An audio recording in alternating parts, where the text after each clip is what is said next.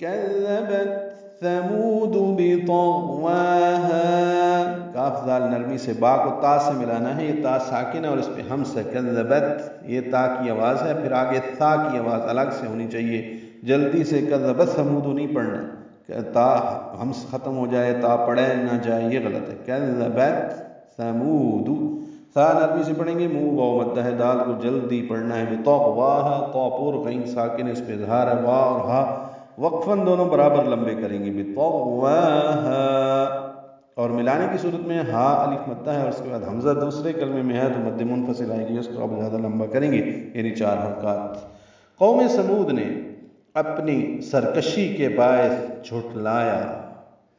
اذ انبعث اشقاها، اذ اور انبعث، انبعث کا حمزہ عارضی ہونے کی وجہ سے ذال کے نیچے زیر لگائی گئی ہے اور نون سے ملا دی ہے، اذم، اب نون کی جگہ با، آگے با آنے کی وجہ سے اوپر میم ہے چھوٹی، وہی پڑھیں گے، یعنی بدل دیں گے نون کو میم سے، کیونکہ یہ اقلاب ہو رہا ہے، اقلاب میں بدلتے ہیں نون کی آواز کو میم سے آگے با آنے کی وجہ سے، تو اذم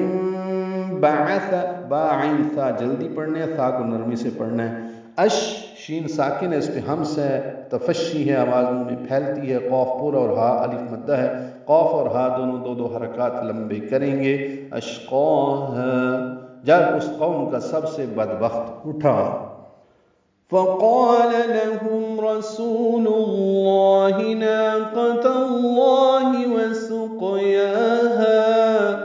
قول قوف پر الف مدہ بھی پر لام بارک لہم، پھر لام میم ساکن پہ اظہار شفوی ہے، رسول اللہ میں را پر ہے، سو واو مدہ ہے، لام کی پیش کی وجہ سے لام اس میں جرالہ پر پڑیں گے، رسول اللہ 2 حرکات لام کو لمبا کریں گے، ناقۃ اللہ، نا الف مدہ ہے، قوف پر ہے،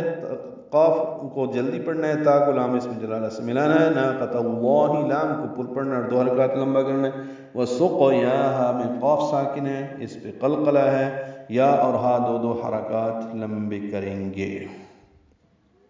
سو اللہ کے رسول نے ان سے کہا خبردار اللہ کی اونٹنی کو اور اس کے پانی پینے کی حفاظت کرو۔